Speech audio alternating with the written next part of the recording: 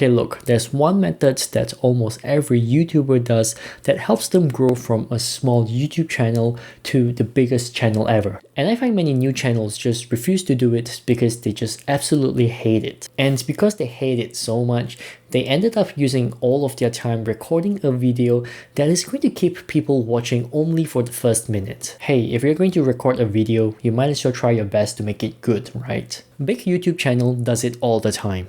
Graham Stephan does it, TechLead does it, MKBHD most certainly does it as well. I study those channels vigorously, and let me say this, what they're doing is what creates a beautiful flow in their YouTube video. You see, the best video just means your audience is engaged throughout the entire video. They watched every single minute of it. That's the definition of the best video. So what does Graham Stephan, TechLead, and MKBHD have in common that can allow them to make their best video every single time? The answer is very simple actually. Storytelling. Every video you watch is pretty much just storytelling, a message that has been retold time and time again in many different ways. Just think about the movie Space Jam and The Matrix. Their world got invaded by aliens and there's that one person who can save their world, so they brought him in and he saves their cartoon world or the Matrix world. They are the same story but told with a different tone and a different environment.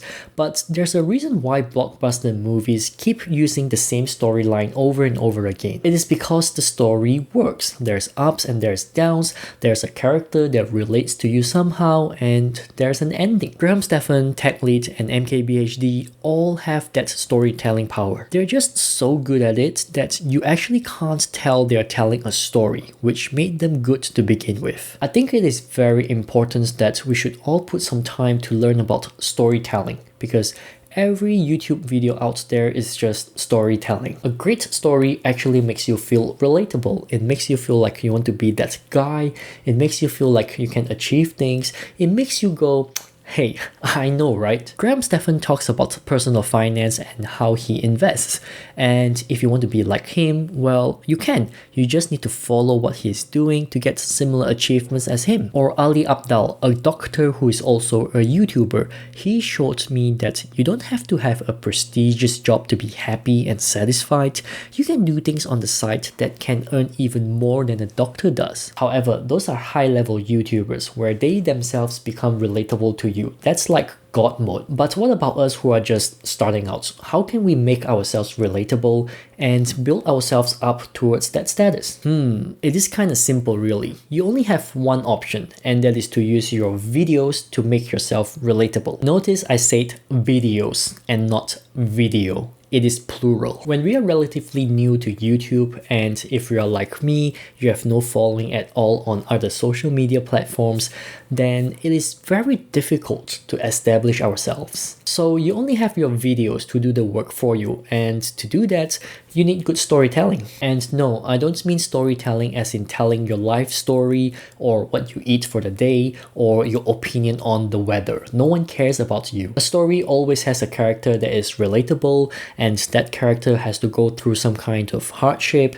and then emerges triumphant at the very end. To actually make your video have those elements, I find the best way to do this is by preparing a script before you hit record. I know, sounds boring, right? Which is why we should speed through this one. I'll try my best here. Okay, every single script has a structure. You have your message, which is what is the point of your video. Then you have your audience, right? Who is it that you want to target? Is it coffee lovers? Is it YouTube channels? The next one would be relatability. How on earth can you make your video in such a way that people feel you? Well, I find the best way to do this is to find a pain point. Like most of the time, I find new YouTubers' pain is around getting discovered and getting new subscribers. That's a pain point. All these points require some thoughts and research, and I suck at this because I'm not a very patient guy. But if you can do these things properly, then you'll have a good start. And yes, a good start. You're not done yet, because here comes the even more boring part. How do you make a story out of this? This is where most people differ from how I do it. The way I do my script from here on is I have 3 sections: an introduction, a body, and a conclusion. The introduction will be your hook, your first 30 to 60 seconds. This is where you need to do your best, where you try not to be boring at all. It has to contain powerful words to capture your audience and make yourself relatable. This is also where you put in more effort into editing your video if needed. And yes, you only have 30 seconds unfortunately, because that's the attention span people have these days. I know, so sad, right? Once you're done with the introduction, you can move on to the body. Now, the body is where your story starts. It does not contain your message yet, so don't go trigger happy telling everyone what you're trying to say. This is the toughest part of all, because not only do you need to prove your point through a story, but you also need to create that flow to keep people engaged. Say for example, you have a list to go through, say directions to the museum. You can say things like, first you need to make a left turn at the corner, then drive straight for 10 miles until you hit a roundabout, then make a right turn from there and the museum will be there. It is straight to the point, no nonsense type of talking.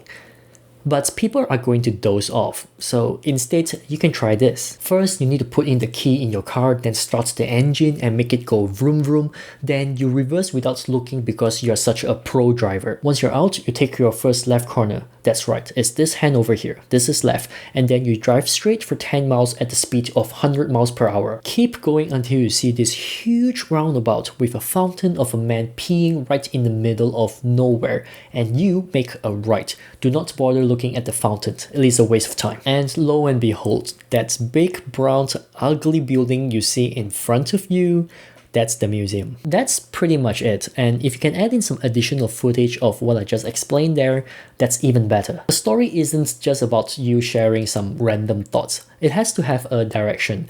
It needs to lead people to something that you're trying to build towards, and that journey you take them through has to be epic. This is also the most boring part to script out, and I find myself writing the script for hours instead of minutes, thanks to me boring myself to death. There are two ways you can script up your body. You can either have them in dot points, or you can write up every word you are going to say. I tend to write every single word, which takes up a lot of time, but it works better for me. Writing up every single word allows me to time how long I talk. I say about 200 words per minute, so if my script has about 1,600 words, then I would be speaking about 8 minutes long. Not only that, writing up every single word also prevents me from rambling too much, which kills the flow of the video. I used to do dot points. I can write up a few scripts in an hour, but when it comes to recording, I find myself going out of topic and rambling way too much. So I prepare my scripts beforehand where I can cut parts I feel is dragging for far too long, or I find spots where I can add in B-roll or a joke to break the flow and re-grab the viewer's attention. You should definitely discover your own way. See what works best for you in terms of productivity and efficiency. And finally, the conclusion is where my message lies. I tend to keep this short and simple because most people don't get my message anyways.